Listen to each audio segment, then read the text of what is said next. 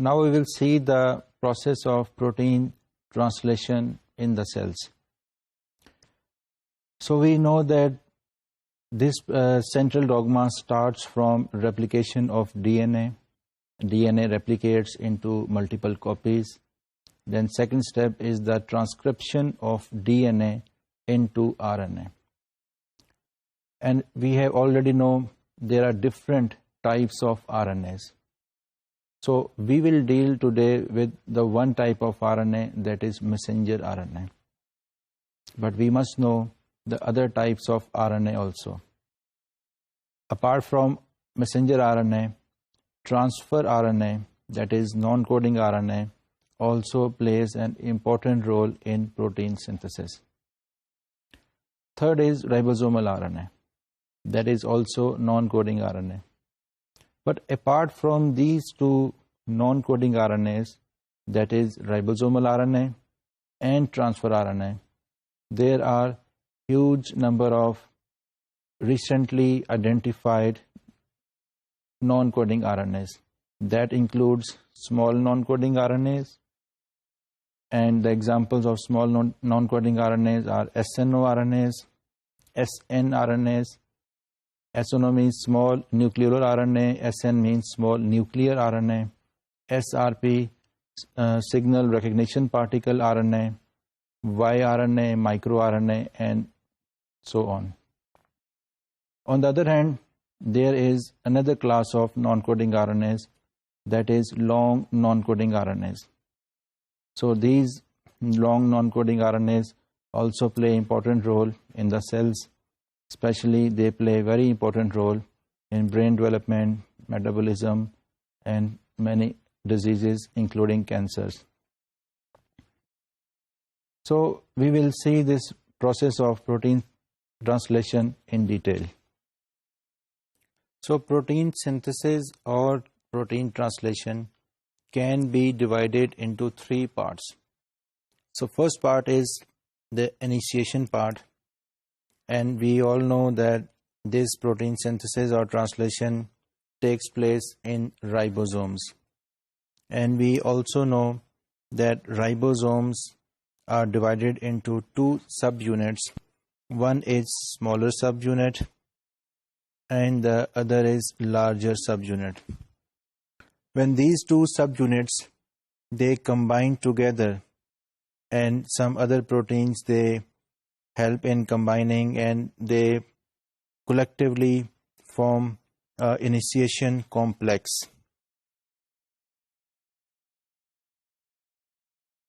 So this complex is the first step in the process of protein synthesis.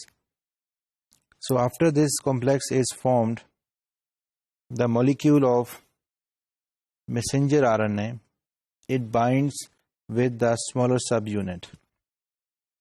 And we also know that the largest subunit of ribosome has three specific sites. The first site is A site, and it is generally called as acceptor site, where transfer RNAs first come and bind at this site.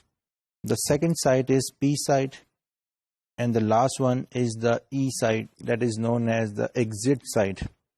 The transfer RNA that has binded with the A site moves to the P site, and finally it exits from the E site. So we have seen clearly that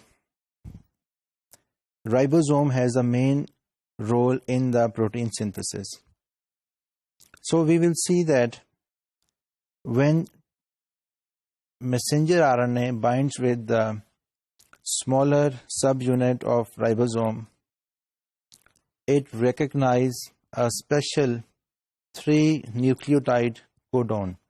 So 3 nucleotides that is attached at one side of transfer RNA is called codon, and that codon is complementary to the sequence of messenger RNA. So generally, the first codon that recognizes the site on messenger RNA is called start codon. and the sequence of start codon is written here. We can see here is AUG on messenger RNA, and the complementary sequence that is on one side of transfer RNA will be complementary of AUG, means A will bind with U, U will bind with A, and G will bind with C. So it is complementary and it binds here. And after this, the transfer RNA will move to the exit site. And we can also see that transfer RNA has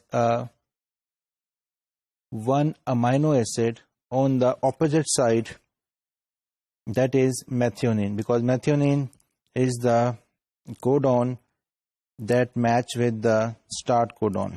So the first codon always is the methionine. So this is the first step in the protein translation or protein synthesis. So the second step is elongation. So this step that we have seen is repeated many times, and one transfer RNase, it binds with the complementary sequence of the codon on messenger RNA, then it moves and exits from the E site of larger subunit of ribosome. Then when it exits, then you can see second transfer RNA, it will come and attach with the second codon of messenger RNA at A site. So again we can see here that two transfer RNAs, they have been bounded. One has specific amino acid, and when the second transfer RNA will come, that amino acid will bind with the amino acid of the second transfer RNA through a peptide bond. So peptide bond is the bond between two amino acids. So this process will continue until the chain will be elongated. Then third, fourth, fifth transfer RNA will come and the chain of amino acid will be elongated. And it will be elongated until the whole of the protein molecule is synthesized. So this is the elongation process, and the main feature of elongation process is that formation of peptide bonds between the adding amino acids. So the last step of protein synthesis is termination process, and in the termination process we know that the process will stop when the last codon, that is the stop codon, will reach here at the A site, and the specific transfer RNA will come here and bind at the A site, and this will lead to the termination of the process of protein synthesis. And when this transfer RNAs come here, and termination process will start, and it leads to the segregation of smaller subunit and larger subunit of the ribosome.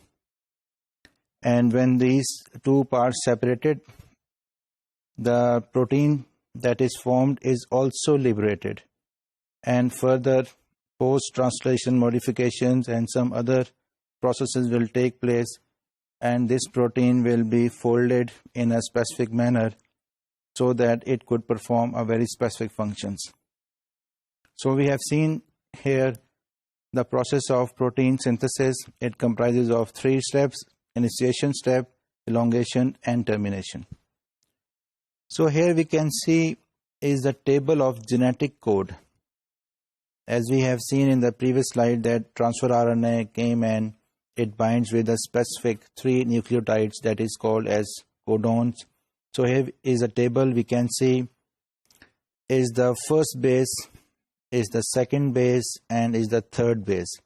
So it means that we can see U, C, A, G, and we can very quickly determine which code will code for which amino acid. For example, here is U first base, here is the U second base, and here is the U third base. So 3 U's will combine to form phenylalanine.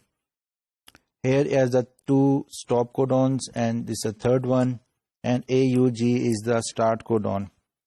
So we take last example here, CAG, C from here, A from here, and G from here. It codon will be CAG, and it codes for GLN, means glycine.